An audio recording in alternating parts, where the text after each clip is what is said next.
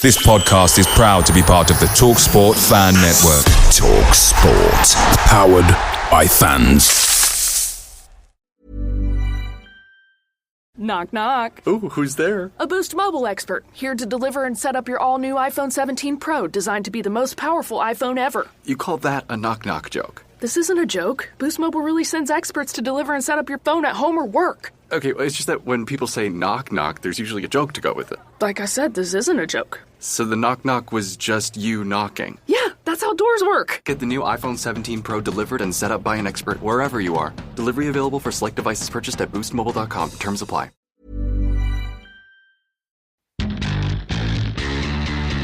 This episode is proud to be sponsored by Now, where you can stream Sky Sports flexibly. Catch the biggest games this season how you want, when you want. The football season is back, and you can keep up with all the action on Sky Sports with a Now membership. Whether you're perched on the edge of your sofa or hiding behind it, you can capture more of the drama this season with Now. The heat of the moment, the 90th minute winner, that last-ditch tackle, the pride on the line, and the best bit, you can dip in for the derby or stay for the season. With a Now month membership, you can stream all Sky Sports channels flexibly. No fuss. Go to nowtv.com to find out more about sports memberships. 18 plus, UK only. Minimum speed 2.5 megabits per second. Live scheduling may be subject to change. Full terms apply.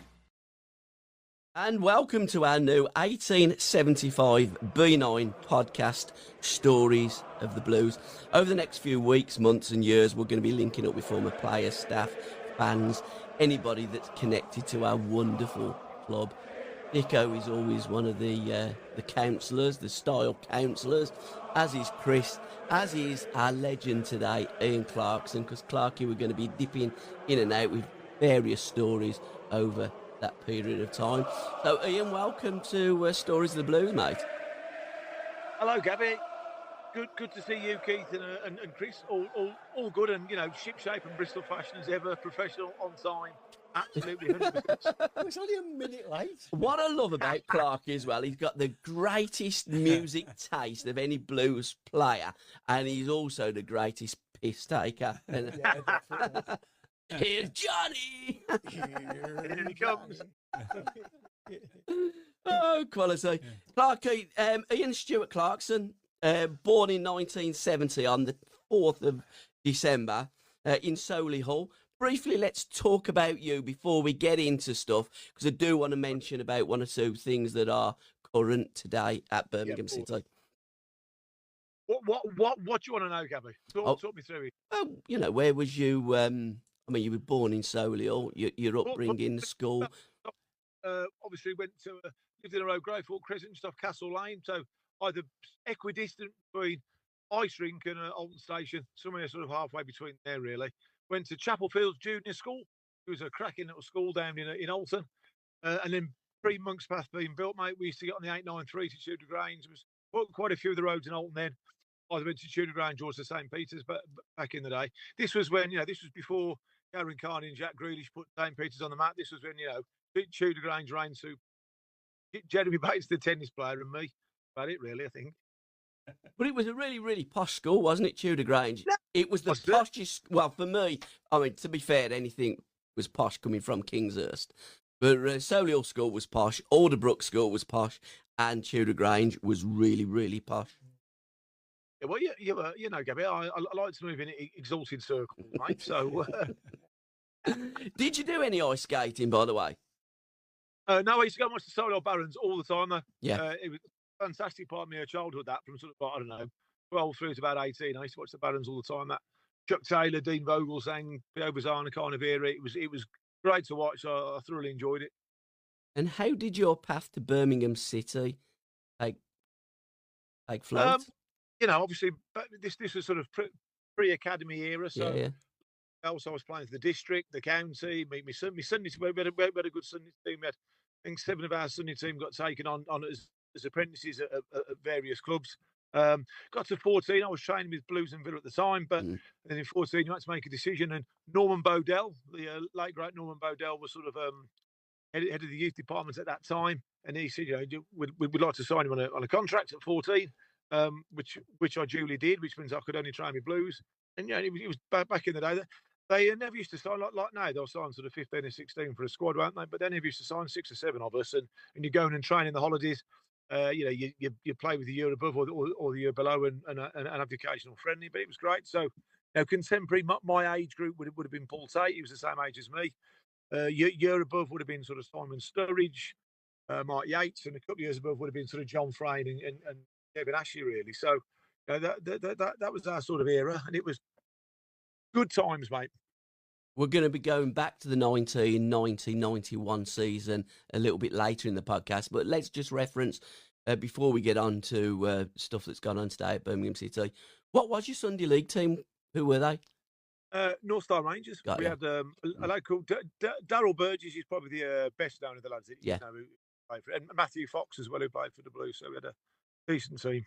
Fair play to you. Keith, Tom Wagner, have you ever met him? Awful news coming out of St Andrews today. We wish him all the very best. I've never met him, but I know he's very committed to the cause, the club, the cause, indeed. And at 56, I think he's 50. To have a stroke like that is frightening. But I wish him all the best in his recovery. But he'll have to take a step back. Yeah, sure. For a considerable amount of time. So I would imagine that Knighthead bringing somebody in to replace him or elevating somebody to keep the plans moving forward, because chairman, he's got a responsibility. Plans happen. The way I see it, I think he's irreplaceable. I think he's got the greatest personality I've ever seen from a football chairman. Clark, have you ever met Tommy Wagner? No, I've not, but I'll tell you what, I mean, I completely endorse what everyone's saying. He's got charisma by the absolute bucket load. Yeah. He's a real doer. He's been amazing for the club. What an absolute guy. I do know Jeremy Dale, who speaks really, really highly of him. And for me, it's just about making sure Tom Wagner gets himself well, fit and healthy. Health is wealth, as we say. And he's done so much for the club already. It was obviously a shot news for him, and my thoughts are just with him making a full recovery. Absolutely. I want to give a mention to a few books as well. Let's just firstly start with, you can see that there on the camera. Trevor Francis was transferred from Birmingham City in 1979 on the 9th, I believe, wasn't it, of February.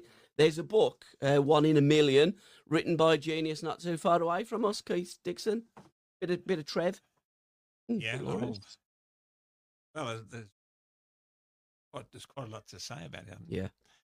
I've been lucky to write books. My original hero, which was Gil Merrick, and then I wrote a story on autobiography on Paul Robinson, who was another one of my heroes, and then got the opportunity to ask Trevor if he was prepared to do it. Quite a big risk. Did he say yes straight away? No. I didn't think so. He only said yes because I managed to persuade him to do a forward, another one of my books called Blues Insider. So I got Barry Fry to do one of the forwards, and also Trevor. And that gave me some connection to him, because he'd had books written about him previously. There's about 3 or 4 books that he never really had any contribution to, and therefore didn't have any control over what was talked about. Yeah, sure. So I mentioned to Trevor the possibility, and he agreed to meet me at the Crown Plaza. He had his flat near to the Crown Plaza in Solihull. And because he knew the manager there, we had this sort of conference room to ourselves. And I posed the question, and he said, there's 2 criteria. He said, first of all, I want it to be called 1 in a Million. Yep. So straight away, that was a big problem for me, because the titles of books are designated by the publishers, not the author.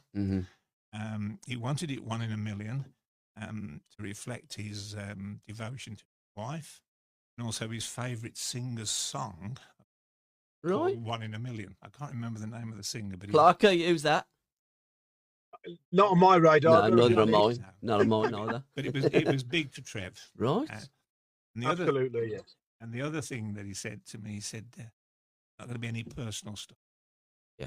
I'm writing a book on my football career. Yeah. It'll be on football. And sort of obviously make some calls to the publishers while he was there. And they were over the moon to think of Trevor's biography. because it will be written by him, and I'm effectively his ghostwriter. You know, it works. And we had some great times together in all sorts of places. We met at the Crown Plaza quite a lot. We met at some of his house building sites. What do you mean his house building sites? He had a company, didn't he? Oh, did he really? I don't know. Yeah, Francis Holmes. Oh, okay. Francis Holmes, which he ran with his two sons. And they, what it showed to me, Trevor, is he's a guy that never had a normal upbringing, never had an adolescence like you, me, and Clarky did. But he retained such a sort of a great personality, which occasionally sort of went into different areas. Like I never saw him as a businessman, but when he bought a plot, his homes, and they were mainly around the Barnet Green area. Right, he built them with a view of the hills, the Malverns. See, Clark, you were good at geography. You went to Tudor Grange. Is it the Malvern Hills around there? Where's this, mate? Barnet Green, where Big Ron lives. Actually, mate, what? Isn't that the Clent Hills over that way? They are that way as well. Might be wrong. Could be the Lickies, to be fair, I think. Anyway, the point of these hills was he chose those sites because if you were selling a house and they were senior property, major properties, and if you got that sort of view, the horizon, it was worth, you could put £10,000 on the house. And that's not the sort of thing I ever thought I'd have a conversation with Trevor about. Yeah. So I got to know him reasonably well, not as well as Jasper or anybody like that. But he spent 2 years writing a book with a bloke, and he was great experience. Absolutely, I've got it. It's in my library. Yeah. Clark, did you ever with Trevor Francis? Any connection with him? You know what? Only vaguely, to be honest. Not huge. I mean, obviously he was a fantastic player, but I didn't play under him as a sort of a player. But whenever I spoke to him, he was always a nice fella, polite. You know what I mean? And he seemed like a top chap to me. Yeah, absolutely. And what a great player, the greatest player to ever wear our Birmingham City shirt. And while I'm talking about Birmingham City shirts, like the retro shirt that I brought from the club shop, I do want to mention about the programme. Keith, you write for the programme, and then there's another couple of articles about the shirts, Birmingham City shirts, and Andy does a kind of like a potty type of history as well, doesn't he? A quirky first things and that, goal scoring substitutes. Absolutely, yeah.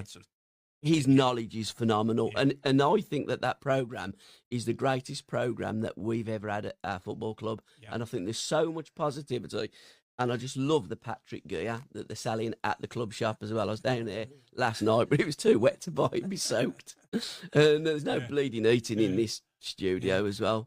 What I do find remarkable about the programme, units that are sold on a match day, it's 1,000. Gone through the roof, ain't it? Well, it's not gone through the roof to the extent they were hoping for. Before it was it's a very small percentage of the actual attendance to buy a program, and that's got major factor in it is unless you go to the shop to buy the program, there aren't that many program sellers that used to be around at one time. But I know Ben Donovan, who's the editorial lead, at the Blues, he's working on that at the moment. But you can buy, online as well, can't you? Yeah. So that's another outlet for Birmingham City. Yeah. And again, before we get into the season, I do want to mention about Robert Hopkins because there is a greatest book here. Clark, you wrote the foreword there, mate. We're going to talk about that in a bit. Yeah, I mean, Hoppy.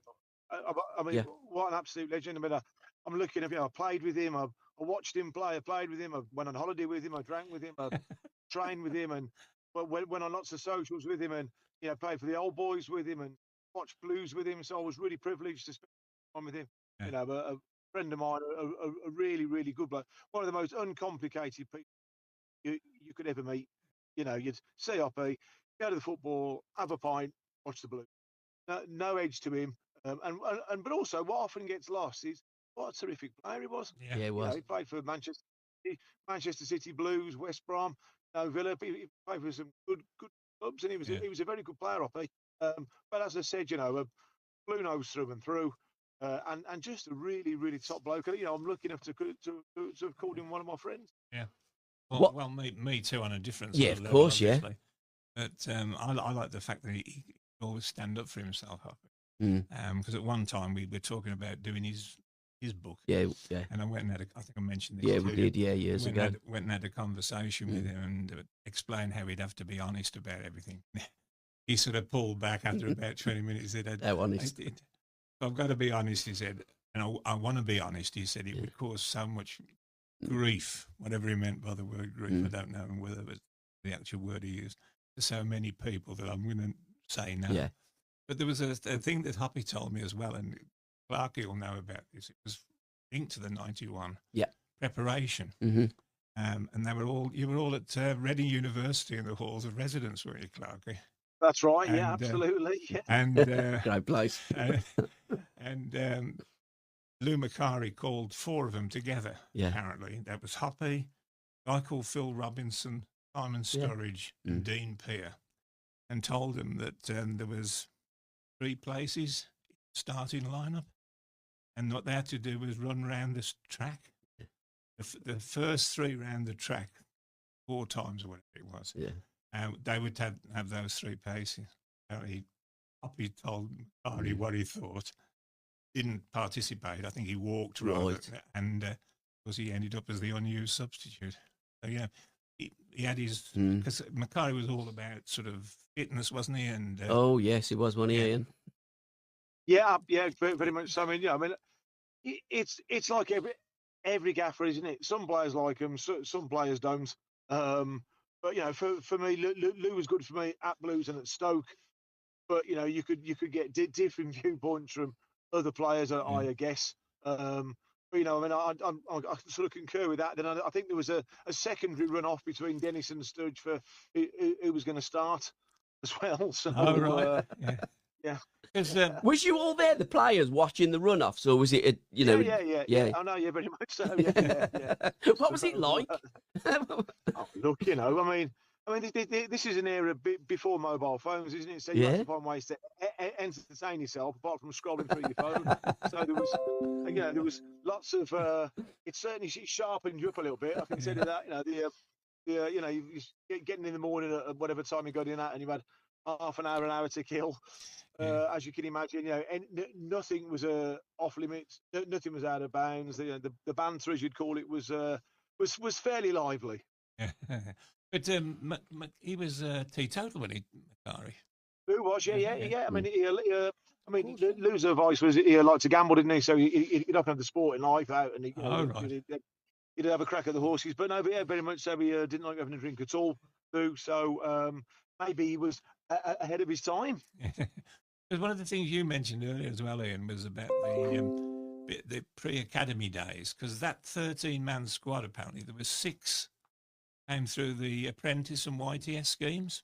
Yeah. Oh, look, I mean, the 2 times subsequently we've got relegated. We'd have gone down. Certainly went down with Barry with one of the biggest budgets in the Championship, let alone League One, and it was probably the same. And on both occasions coming back up, we had a big budget. Whereas I think when we got promotion in 91-92, I bet our budget was probably top 10 at best. I would have think West Brom, Stoke, Fulham, clubs like that, Bournemouth, even Brentford would probably all have been paying more than we were at that time. So to put that in a bit of context, I think obviously Blues are as big as any of those clubs in terms of name and potential and support. But at that time, the backside had fallen out of it, and and I know Samish had done a retrieval job of sorts after Ken Weldon, but his pockets weren't that deep. So it was very much a case of work with what you've got. And I think fair play to Lou Macari that season and Terry Cooper the following season. I think they did a fantastic job. Because Macari didn't have a contract, did he? No. No, he was told to raise $500,000. Was it quarter of a million Quarter of a pounds? million. Yeah. Well, you know, I mean, I was hoping to get that sort of silent on for after the Leyland draft, but it didn't. But wasn't there something Didn't about put pay to that? wasn't there something about a bonus, the £1,000 that? Yeah, that's right. I mean, it's quite well documented this, but I'll certainly share it in terms of the bonus for the Leyland draft was quite rightly, you know, I think in the early rounds it was like 30 quid a win, 40 quid a win, because there was, you know, 1,500, 3,000 there. There weren't many watching it. And this was obviously agreed at the start of the season. And then semi-final, so we beat Brentford. It said £1,000 a man, which back in those days was a decent sum of money because it was far more than any of us were on. So obviously, and then said to get, and then it just said, then if you get to the final, you get 2,000 whatever, win, lose or draw. But I beat Brentford, thinking this is terrific. And back in those days, you used to get those small little checks, didn't you, in the brown envelopes on a weekly basis for your wages. So everyone's opening the wage packet. Hold on a minute, this is like bonus, like 50. It was not about 80 quid a man. It was like, what's going on here? And so we called a meeting. And Samish was like, oh, it's £1,000 between you. Okay. So obviously, you know, there was uproar to be had, and there was a meeting called. And Lou was in there as well. Obviously, Lou and assistant were in there, and all the first team squad were in there. Went on for ages where Samish was sort of, you know, back and forth, and this is what it says. And he was trying to go through the semantics. Then Dean Peter, bless him, I didn't realise there was going to be such a good barrister, voice of reason, sort of picked out the minutiae detail and said, if I, Mr. You know, really thick black country accent, which I'm not going to do. I think if I, Mr. Chairman, then in which case you should have only paid us £30 between us for Mansfield, but I believe you paid us £30 a man. So in which case, you know, bang to rights, governor, basically. And then obviously that sort of flipped Samish over the edge, and he then proceeded to character assassinate every single one of us. This is what we're in the third division, and then I think he said to Lou, at some stage, you know, you agree with me, don't you, Lou? And Lou said, no, I agree with the players, which was quite telling, I think. Then kind of led us to believe this isn't going to last for much longer. But look, so and then obviously, and his sort of parting shot was right then. I'm going to give you £1,000 a man, but if you lose the final, you're going to get absolutely nothing. But okay, fair. We'll take that chance, and obviously we won the final, so you had to pay us for that as well. So all in all, a nice afternoon's work. Clarky, can you quash a rumour for us? Or maybe not. It depends what it is. Is this going out live? No. Somebody sent this one in earlier. Your lips look great, by the way. I can see what you had for tea. It's nice. Oh, there you go. He's back again. You look a little bit like Midge. You are in, you know, the Vienna. It does, yeah. Yeah, it does, don't you? The Vienna song. Yeah. I'll say that. Yeah. This is from Mark Adams. He said there was a rumour that Dean Peer was in tears as he lost his medal at the hotel. I think Daly accidentally picked two up. That rumour story, I always wondered if it was true. You know what? I mean, that may well be true, but I can't remember, in all honesty. Not because we'd had a boatload to drink, just because it was, you know, 35 years ago. I can't. But I mean, it's feasible. You know, it's feasible because it was fairly chaotic afterwards. I mean, you know, we were in the Wembley Hilton. We had lots of young local lads. We'd won a cup final at Wembley. You know, it was just one of those things where everyone was like, come on, this is fantastic. So I don't know is the honest answer to that one. I'm sorry. Okay. I think the Barley Mow at Solihull are still counting the funds they got because a bit of a party. What was that then? Well, yeah, I mean, it was great. Then I think we obviously had the Civic Hall, didn't we, in the town centre, which was an amazing day. A couple of days later. You know, there was thousands of people there, all my family there. It was one of those things that lives with you forever.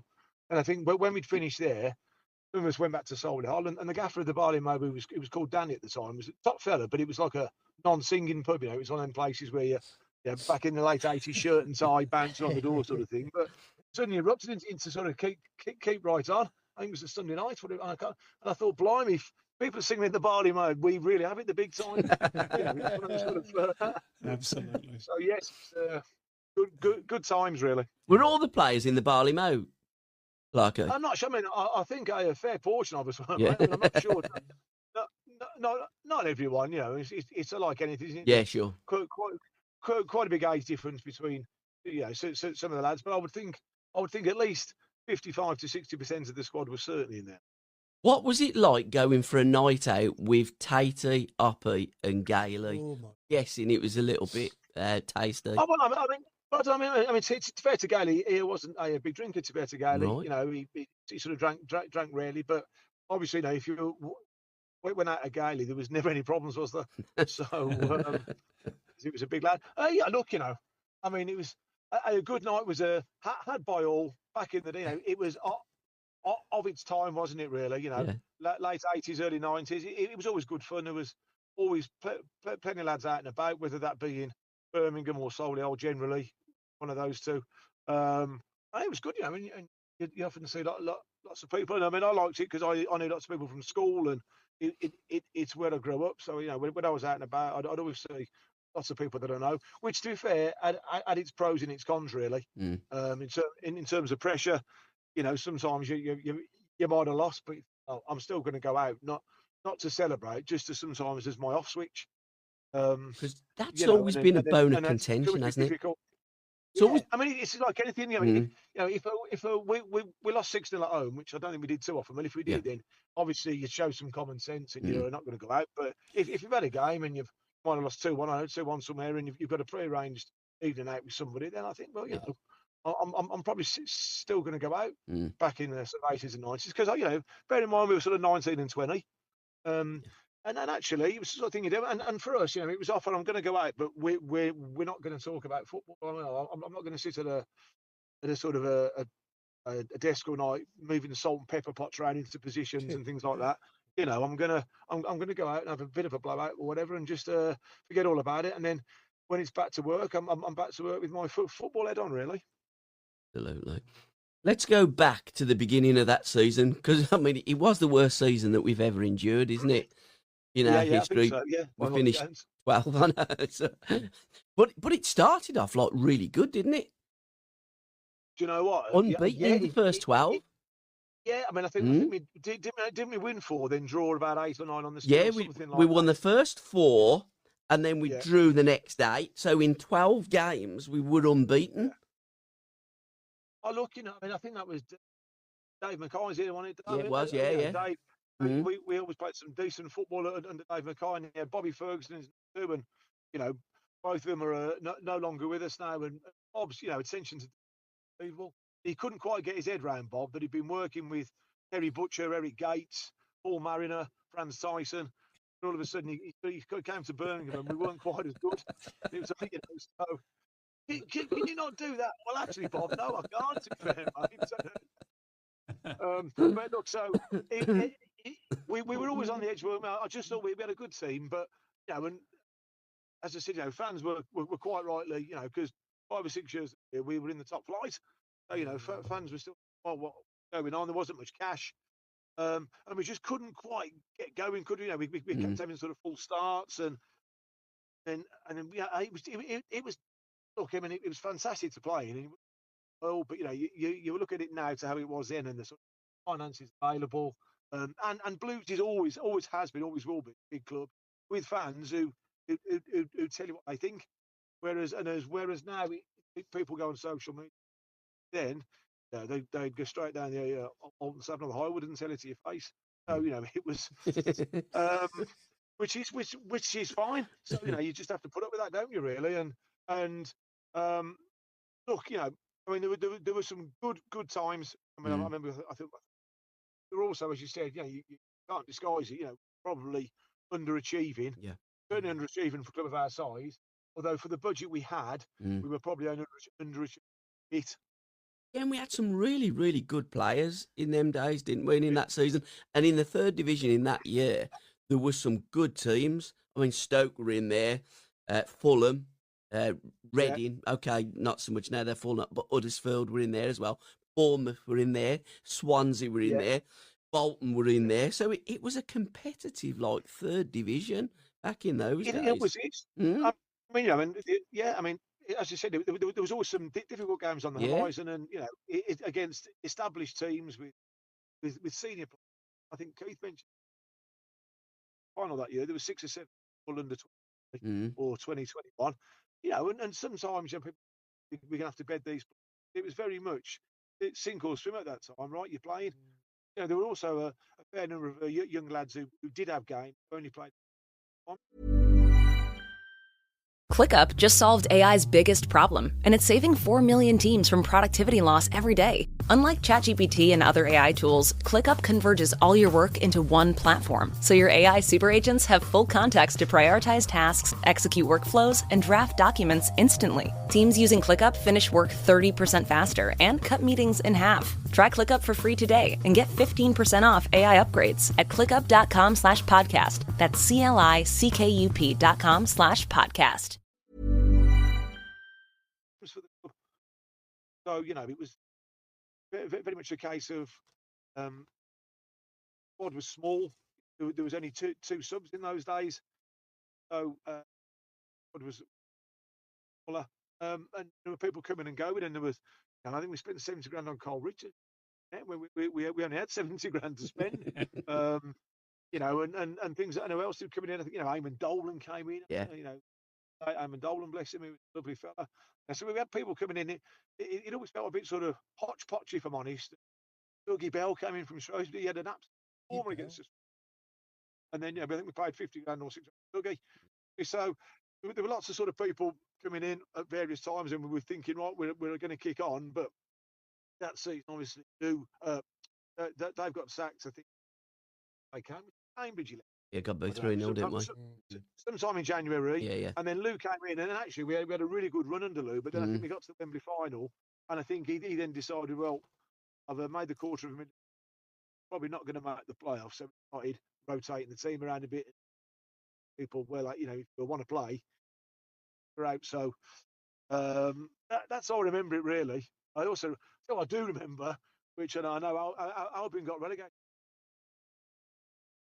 And the Leyland Daff was about 2 weeks after the end of the year. I think, and as part of our sort of our pre-Wembley warm-up, Bobby Gould had him in for about a month at the end of the season as a punishment, and we went to West Brom.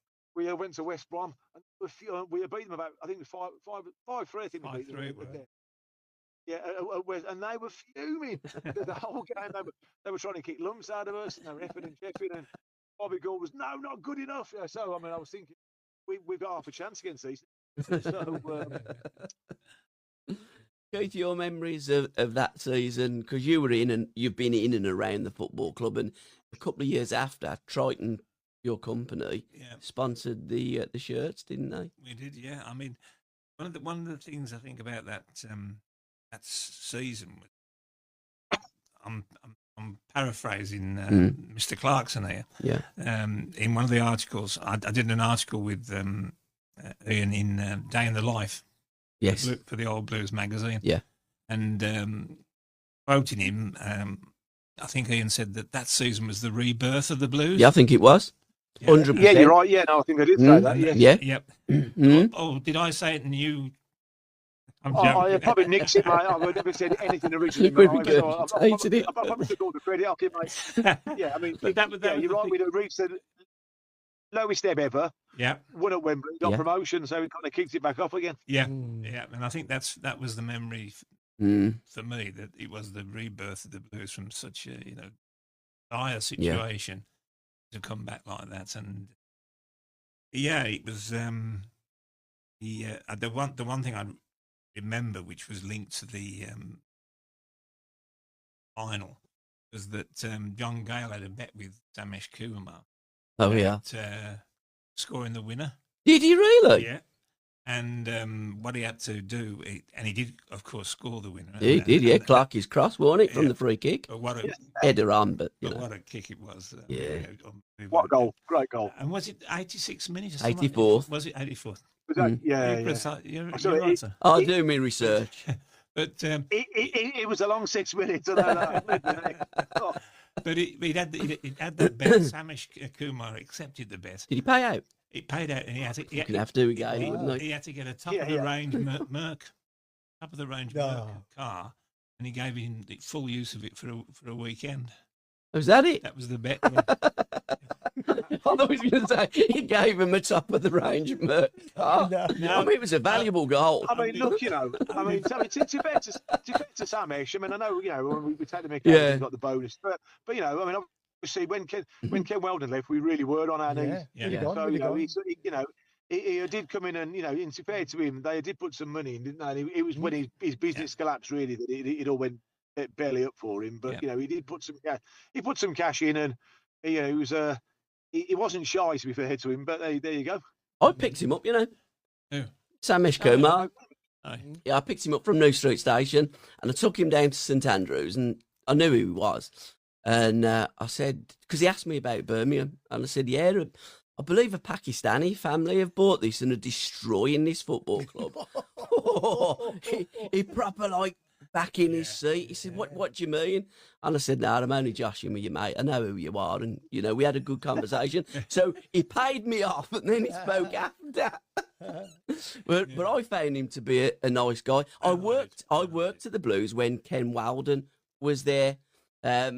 What was it like as a player in them days? I mean, I worked in the Centre Park Club, not for the Blues. Well, it's one of those. Obviously, when I signed as a 14-year-old, and you've got to bear in mind, born in 1960, right?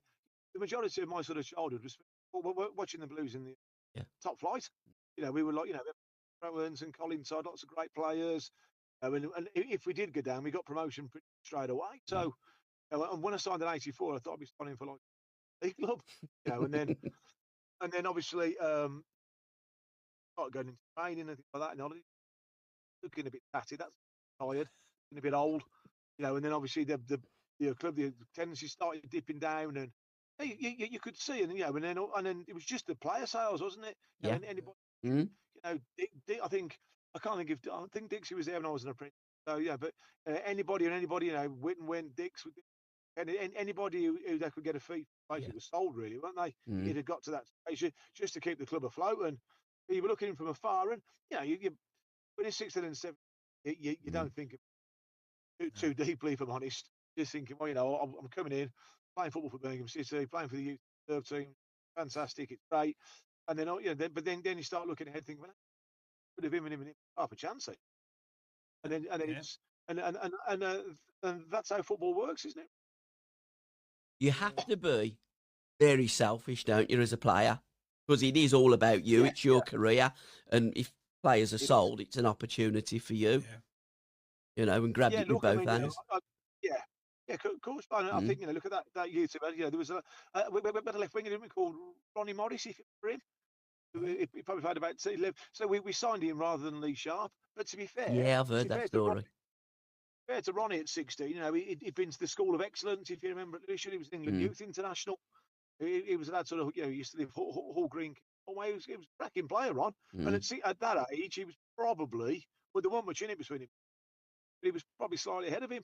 But, but you can never, I think Ronnie only played 8-9 games, didn't he? And then that was it. We didn't again. So it's difficult. Everyone, might get a chance, but you've got to grasp that when it's in front of you. What were the characters like, Clarky, in the dressing room and that in that year? What, when in 1991? Yeah, the 1991 round about that time. Who was the senior pros characters and that? Senior pros. Well, you'd have obviously had Martin Thomas, goalkeeper. Yeah, terrific fella. Obviously been at Tottenham, Newcastle, good clubs beforehand. Really good bloke. Vince. I mean, I really like Vince. Great for me. And he'd always stick up for you, Vince. He's good for me. Trevor Matheson was quite sick. Nigel Gleghorn again, good characters. People who basically just didn't take the mick. Came in, whatever was going on off the field, they turn up on time, train, work hard, set a good example. But and they were good pros, really. I suppose Gailey was probably he didn't arrive till later on. That can't remember. So people of that ilk, I'm trying to think who else was there. John Frame. So yes, Franny, Franny was more. I mean, I know he looks a lot older, but he was more my sort of age. He's a penalty king, wasn't he, Franny? He got 2 penalties that season. A top fella, Franny. So, but he was very similar to me, really, in terms of age bracket. And as Keith pointed out, there weren't that many senior pros there. Yeah. At that time, Trevor Aylott, he was there, wasn't he, Big Trev? Greg Downs, Colin Gordon. I was thinking of people who didn't quite make the cut. Dennis Bailey. Dennis was a decent player, wasn't he? Dennis was a good player. Technical, He scored 20 goals, didn't he? In his first Yeah, he season? did, yeah. Scored a hat-trick at I Old think- Trafford. Well, not I for think if you Birmingham. I think if you speak to Dennis, he'd probably say that actually he found Bobby quite hard work in the end. Bobby Ferguson, I think, was on his case a lot. He wasn't alone in that, Dennis. I think he was, and I think, and I think he just in the end, sometimes if someone's always pointing out what you can't do than rather what you can do, sometimes it can take a bit of an effect. But no, Dennis and Studge together were a good partnership. Yeah, you're right. I mean, Gailey, I think he scored his first goal against Mansfield in New Year's Day. New Year's Day away. New Year's Day, yeah, it was. Oh, look, I mean, you'll have to get. I mean, Gailey's story about how he ended up. Go on. I will share it with you. Ask me. Something to do with Keith Curlin. Keith Curlin, he ended up. I'll let Gailey tell you that one, Gabby. But it's honestly, it's well worth at least. Keith Curl doesn't come out of it with a glowing indulgence. But I mean, ultimately, I think Bobby Gould and whoever Bobby Gould's number 2 was might have been Don Howe at the time. I had to sell Gailey, and Gailey ended up Birmingham, so we can thank the fact that he didn't like 2 goals at Wembley for us.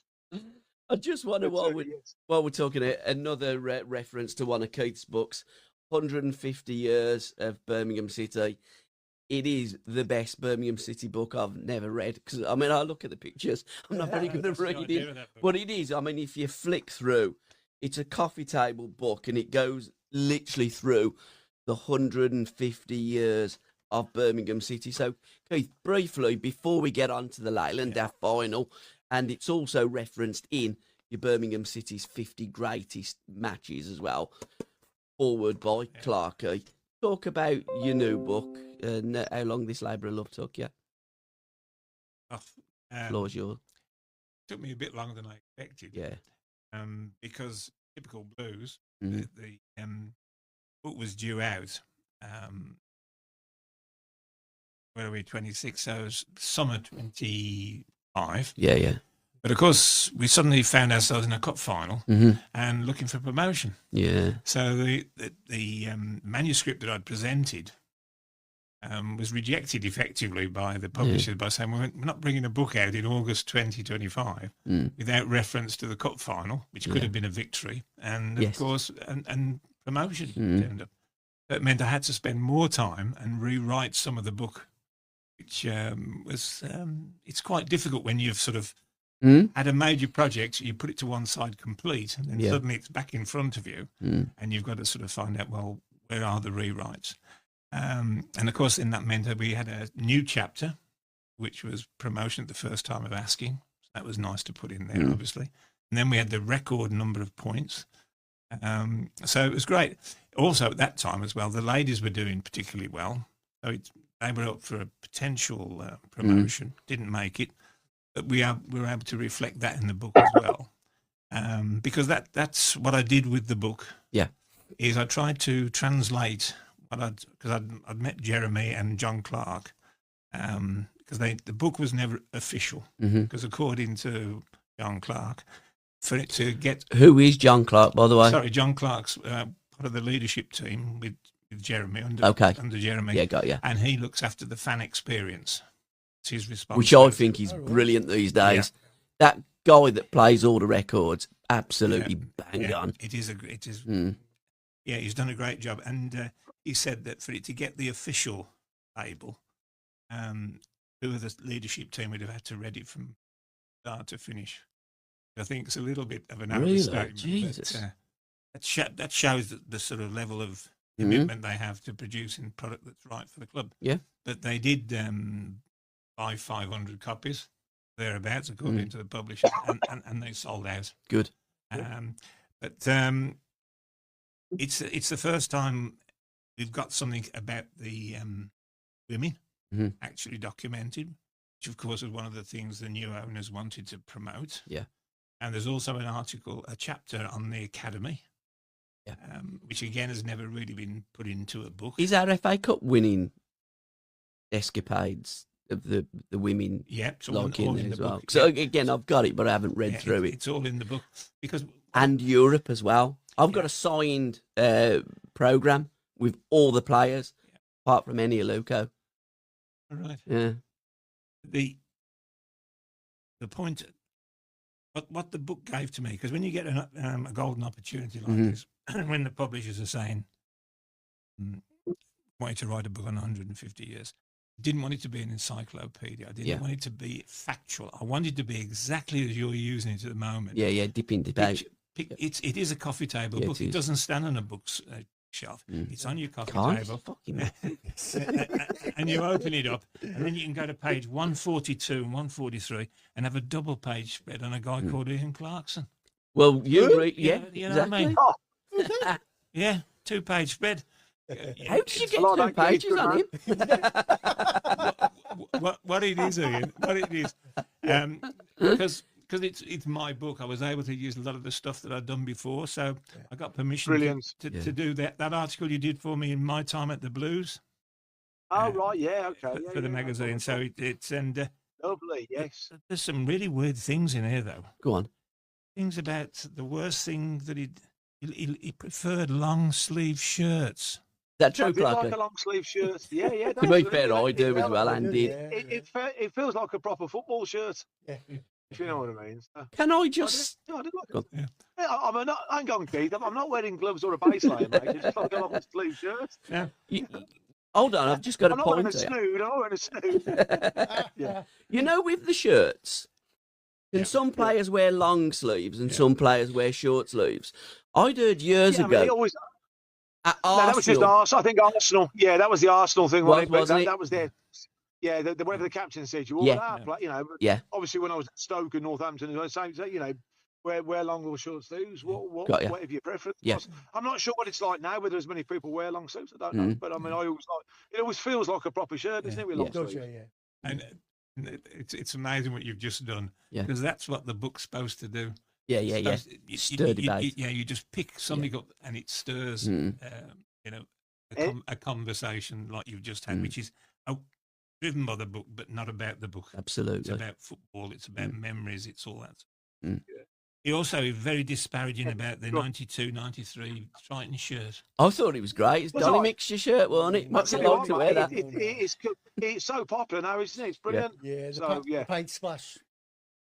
You know, yeah. It is. I mean, but back in the day, it was probably a shirt that we almost deserved to be relegated. But we just stopped.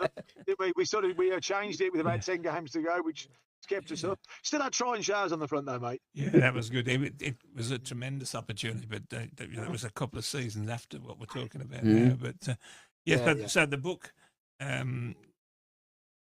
me, it picks the strategy for Knighthead. There's some in there. I did a chapter on Small Heath, the history. Chapter on Birmingham, the history on there. I didn't know there was a crater on the moon called Birmingham.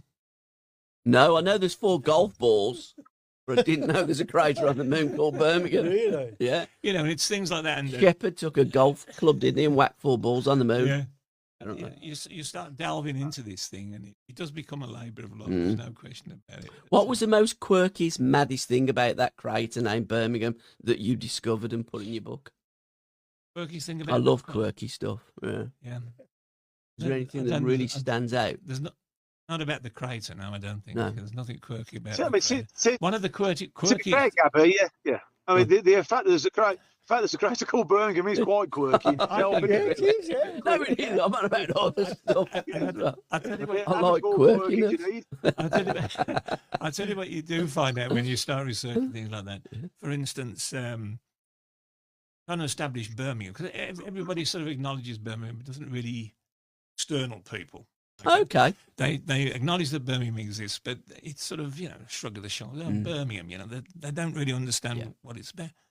We have the busiest theatre in the UK. Yeah, the Birmingham. Now, I would never have guessed that. No, I wouldn't have. Not with London and Theatreland and all. So that was a quirky thing that came out. We got the biggest park. Sutton. Yeah, I mean, it's... Which is technically not in Birmingham. Yeah, but it's... Yeah, I get that. Things like that. You have to spoil it, don't No, I mean, Sutton, innit? Don't let that get in the way of a story. Mate. Come on. Yes. But I love Cannon Hill Park. Yeah. I mean, that's in do as well. Birmingham. We used to go there for a holiday. Just not as big. More than Sutton Park, it is fucking massive, isn't it? It is huge, isn't But I it? don't think it is Sutton Park. I'm just looking at the book now. Oh, isn't it really? Well, there's only Sutton and Cannon Hill. But It ain't Baddesley Park. the other quirky thing about the book, of course, was getting his name to do the forward. Clarkson. Stephen Knight. Oh, yeah, Oh, Peaky yeah. Blinders. Oh, right. Yeah. I mean, that was an incredible. That was we were sitting outside top entrance. Mm. Saw him coming down with his. ClickUp just solved AI's biggest problem, and it's saving 4 million teams from productivity loss every day. Unlike ChatGPT and other AI tools, ClickUp converges all your work into one platform, so your AI super agents have full context to prioritize tasks, execute workflows, and draft documents instantly. Teams using ClickUp finish work 30% faster and cut meetings in half. Try ClickUp for free today and get 15% off AI upgrades at clickup.com/podcast. That's CLICKUP.com/podcast. Entourage, I guess.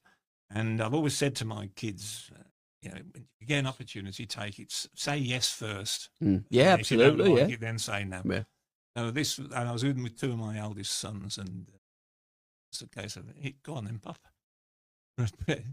Yeah, that's good. Yeah. So I went up, I had to cure a little bit, and mentioned my name, mentioned Francis' book. Yeah. He'd got the book and he liked the book, so that was the start of it. And he gave me his contact details, and the rest is history, as they Fantastic. say. Because that will definitely have enhanced sales. Oh, yeah. Having associated with Stephen. Are you in the film, by the way? There's a film coming out, Peaky Blinders, isn't it? No. No. Bottom my cap, if you like. You'd look like a Peaky Blinder. Is that a compliment or not? I got to find out about this part. Keith was there from the start. There ain't a bigger part. Sorry, Ian, what was that, mate? I said Keith was there in the 20s when it started. There ain't a bigger park in Birmingham than Sutton, to be fair. There can't, honestly, there can't be. There ain't. I know that. No. But you're right what people say about Birmingham, because when I was a cab driver, the amount of people that used to get in my cab and say, I didn't realise Birmingham was, so green, so nice, so pleasant. The people are so nice as well. And we had a lot of compliments as a city from foreign guests that come into our town. Or city. It was Queen Victoria, wasn't it, that bestowed us as a city? I believe so, Yeah.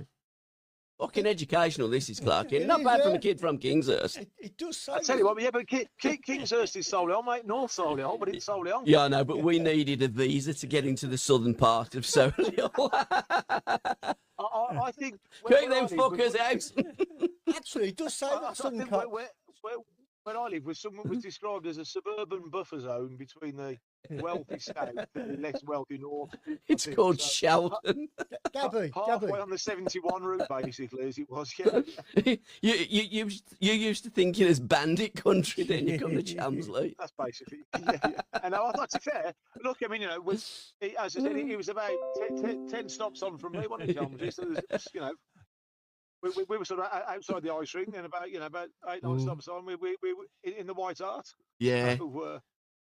Yeah. Fantastic. The quote in the book about the park. Oh, go on, he's gone back to the park. Woodgate Valley. We've got to get back to Wembley in a minute. Europe's largest urban park outside of the capital city.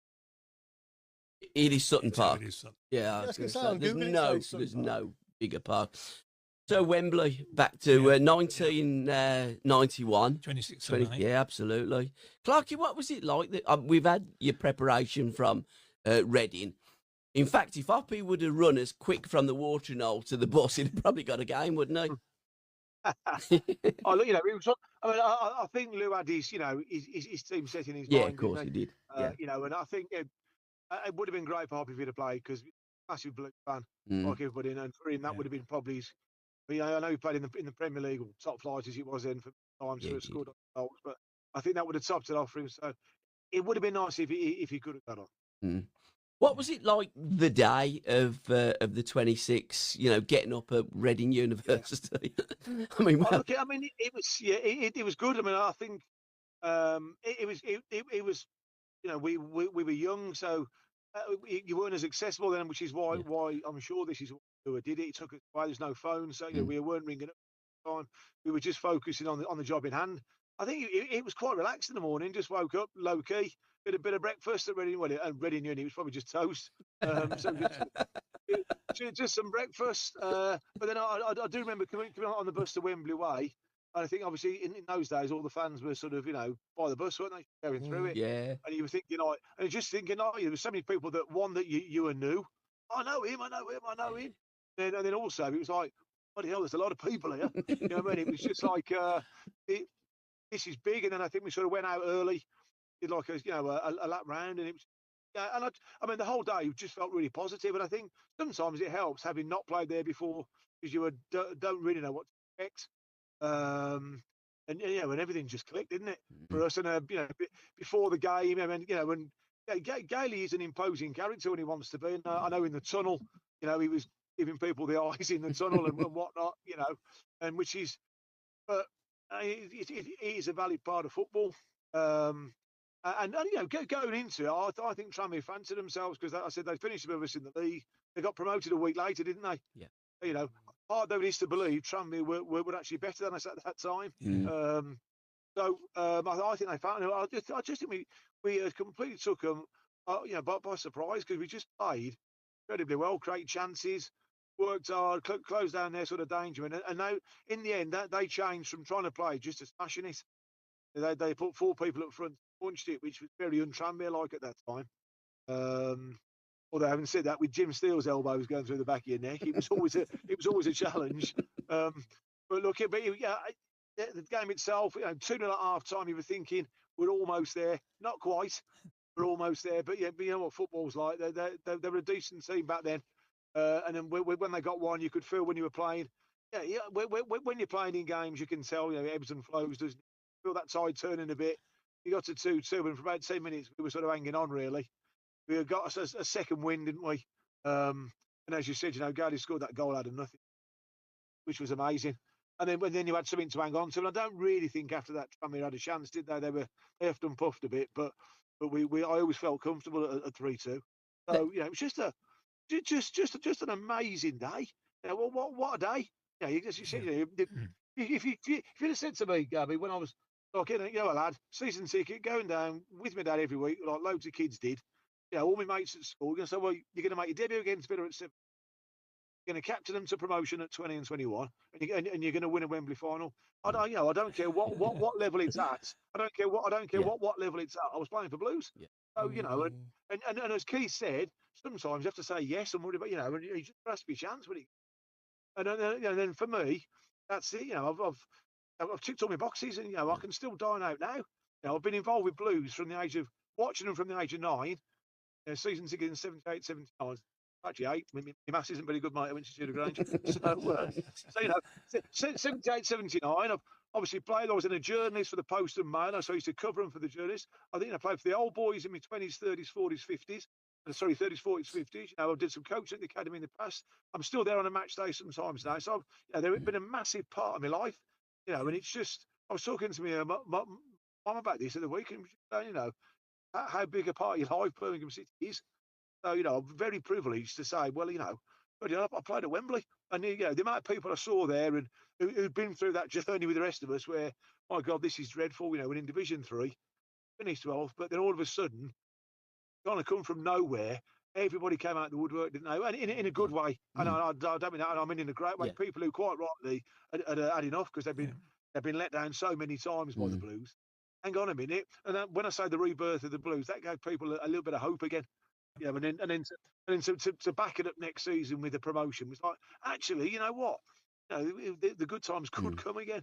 Probably taken about 35 years to get there again, but they could come again, couldn't they? So, and I think for me, it was just, obviously at the time, I remember I did an interview in the change room afterwards, and I heard it was on cassette. That's how long ago it was. I think it was on Bear and Bear on cassette. I was talking about, hang on a minute, as the city as a whole, saying I'm sick of Birmingham being downtrodden. This is a great city. We should be proud of it, and hopefully this is going to be the start of something. I'm not sure it was, but I mean that was the kind of feeling that we had. We were all proud to play for Blues. Which is one of those things. I think we're all 99% of us were Blues fans. You know, we were all local, and it was just to sort of play for Blues. And or my mates would be working at a Land Rover, or whatever, and then you'd see them for a weekend. It just so happened that I played for Blues. Some of them were, but everyone was on the same page. What song or songs evoke vivid memories of that day or that period of time in your life? Yeah. Boo, I think. No, I'm joking. Now, I'm trying to think. Obviously, Key Rye one was always there. Yeah. Simon Sturridge, Art Now Hear the Tilton Sing, New King Born Today. I used to love that one. And then obviously Nigel Gleghorn, that sort of chant. And I just, it's just, we're Birmingham, City. We're Birmingham. That one always sticks with me as well. I've always liked that one to be uncomplicated, which is why I like it. But it was just that sort of era, mate. And I think it was just that sort of dark gallows humour for so long. It was like somebody had opened the curtains a bit. Go on, you can have your time. You can at Wembley, get promotion. Don't get too ahead of yourself. But you can actually enjoy being a Birmingham City fan. Yeah. And songs from bands. Is there anything from the 90s? No, you're right. We do both. The 90s. Yeah. Oh yeah. I mean, obviously, sort of Stone Roses, Happy Mondays, that sort of early era. 91, 92. That was just sort of back end of how Smartens had finished. And had Wonder Stuff were also quite big around that time, weren't they? Then there was lots of dance tunes on the Primal Scream with that sort of era loaded. You had all your big sort of guides, did that sort of thing. Ride on Time, Black Box, all those sort of things coming out. So there was lots of dance stuff that I really liked back in the day. An Ocean Colour Scene started, didn't they? 92. Ocean Colour Scene, yeah. That was in 92. I thought it was a bit. Yeah, later. 92. That's first album. Yeah. Oh, look, it was times, wasn't it? So there was gigs of plenty on, dance clubs are plenty on. And it was just. I do think 80s and 90s, mate. Fantastic time to be alive. Yeah. And he just happened to be playing football in that time as well, so it was brilliant. And you wouldn't swap anything about your time at Blues. Obviously, maybe I'd like to have been paid a bit more, but apart from that, we wouldn't swap anything much because you've got all your memories in your head, and that is priceless. Absolutely, Dicko, you're looking at me pensively. I love that word, to be fair. I don't know what it means. Dicko or pensively? Pensively. Yeah. I mean, the thing is, talking about the stadium and it being, the new stadium being 60,000 capacity. Yeah. Top game, there was 58,576 there, of which 48,000 were Blues. Yeah. And that was our worst bloody season of all time. Or we're living memory. I know, that's what I mean, it was just so that's what I mean, though, Keith, and we all know, because we're all old enough to know that in the 70s, Blues were getting 40,000, 30,000, there's the potential's there. Absolutely. If the potential is there, and if you factor in that, like all top Premier League clubs, if you get there, you are going to get some tourist fans, even in Bortley Green when we're playing there. Yeah. So you will. You are going to get you will get tourist fans coming to Birmingham, won't you? So all of a sudden you're going to have. So look, the potential's there, and it's long overdue. My parting shot, fellas, is we've got a 200-year master plan. I always say this to the kids at school. in 2075, Birmingham City will be champions of Europe. So they'll look back at these years as the sort of fallow years, and they'll look back at 2075. They'll be champions of Europe. So it's coming. Maybe not in my lifetime, but we're on that pathway. But you know what's going to happen in that year that we're in the European Champions League final? Yeah. We'll probably be 3-0 up against Real Madrid, and that fucking asteroid will hit the planet, and we'll all be wiped out. That's the curve. I mean, it does seem that way, don't it? The other thing about 91 final was the lads had to play in their regular shirts, didn't they? Yeah. What do you mean? There was a specially designed shirt. That's right. Which got delivered to the club shop. Yeah. And this club shop sold them to the fans, so the players had to go and play in their normal kit. It was Match Winner, wasn't it? That was your kit, and then Influence, and there was two different kits, wasn't there? Yeah. In fact, there's a picture of you, Clarky, with Tilton that's interviewing you, and Caswell's got the Influence kit on, Mark on 1. the side. And you guys, have got the match winner kit on, because that's the kit that you played in, isn't it? Yep. Have you That's still right, got that kit? Do you know what? I've sold it, mate. Have you? It's good. So I have sold it, mate. Which Fair is play. well, look, I mean, ultimately, as I said, all my memories. Yeah, absolutely. I've got to pay my mortgage. Yeah. I've sold it, but Did you sell the kit? Did you sell the kit that you wore for Kidderminster Harriers in 2000? do you know what? I don't know. I haven't got it, so I might have done, mate. So I But don't you were know. the conference champions, weren't you? We were, mate. Yeah, I don't know. I'm not sure I'd get as much for that, mate. But you never know. And also, the kit that you scored your goal in for Northampton in the playoff. Well, as I said, it's quality of goals, mate, not quantity. That's what I always say. Talk us through that goal. Clark. Okay, so picture the seed, playoff semi-final. Yeah. Won at Wembley the year before. Franey scored for us. So League One finished 4th in the league for Northampton. Their best finish for donkey's years. Semi-final, Bristol Rovers away, 3-0 down in the first leg. Gailey scores right at the back end of the game, 3-1. So we need to beat them at home, 3-0. Ian Holloway's their manager to get through to the final at Wembley. Packed house at 6 which is only about 8,000, but when a ground's full, it's a good atmosphere, isn't it? Yeah. And then a lad called Carl Egg scores to make it 1-0 on the night, first half, 3-2. About 20 minutes to go. Eggsy down the left-hand side, little Cruyff turn, flicks one in. A sort of an aging wing back appears at the near post to flick one in with his foot near post, makes it 2-0 on the night. 3-3 overall, and then a centre-half Warburton scores from a corner to make it 4-3. So we win 3-0 on and 4-3 on aggregate, which was a great. So that was another very good night. It was probably supplemented with a very good evening in Chicago Rock Cafe in Northampton, if I remember. So it was very, very. Yeah. So look, it was good. As I said, just the important ones, Gabby.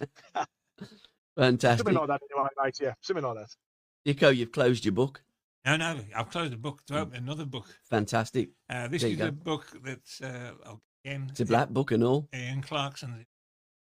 I created a club called the Blue Nose Executive Lunch Club. Yeah.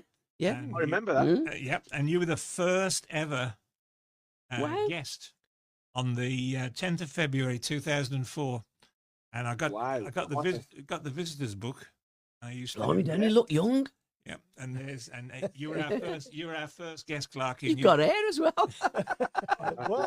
And you signed to Keith and the boys. Keep right on. Best wishes, Ian Clarkson.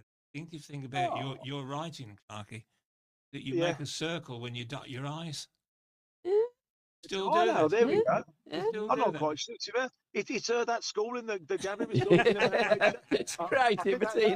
That was probably more Chapel Fields, I think, mate. To be fair. So. But did he colour him in? And look who the second guest. Look who the second guest was. Oh, Gil Merrick. Wow.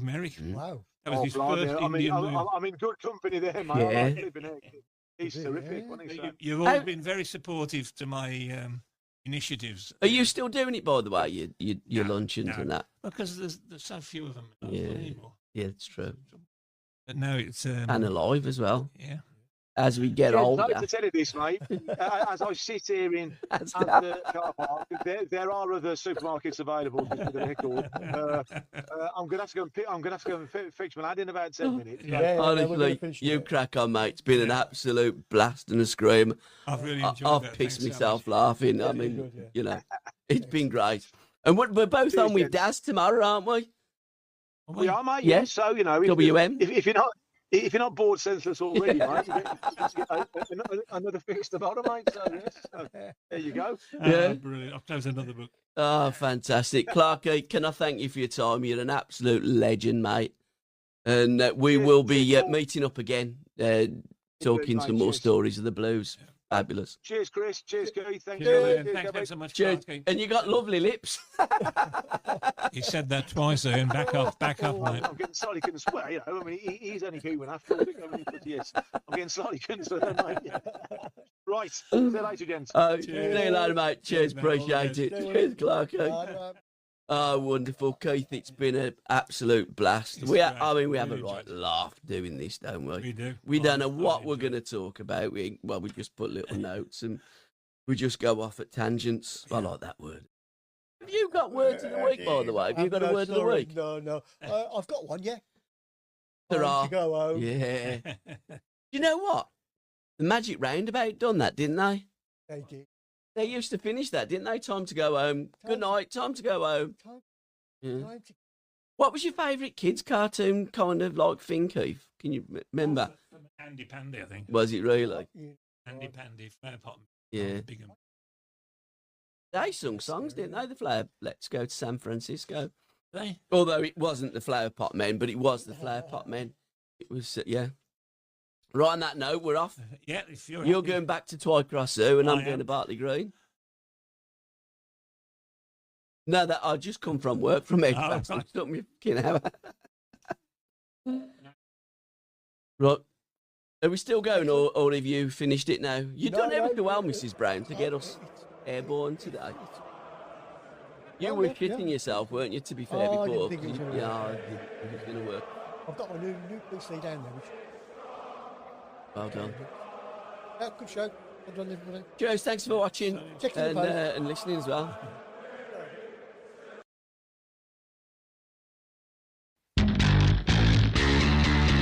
This episode is proud to be sponsored by Now, where you can stream Sky Sports flexibly. Catch the biggest games this season how you want, when you want. The football season is back, and you can keep up with all the action on Sky Sports with a Now membership. Whether you're perched on the edge of your sofa or hiding behind it, you can capture more of the drama this season with Now. The heat of the moment, the 90th minute winner, that last-ditch tackle, the pride on the line, and the best bit, you can dip in for the derby or stay for the season. With a Now month membership, you can stream all Sky Sports channels flexibly. No fuss. Go to nowtv.com to find out more about sports memberships. 18 plus, UK only. Minimum speed 2.5 megabits per second. Live scheduling may be subject to change. Full terms apply. If your team isn't using ClickUp, you're wasting time, and data proves it. 61% of knowledge workers manage work more than doing it, switching apps 1,000 times a day. That's work sprawl and costs millions. ClickUp replaces 20 apps with Convergence, uniting projects, docs, and chats, while AI super agents handle the busy work. Join 4 million teams using ClickUp to finish work 30% faster. Try it free and get 15% off AI upgrades at clickup.com/podcast. That's CLICKUP.com/podcast. This podcast is proud to be part of the TalkSport Fan Network. TalkSport. Powered by fans.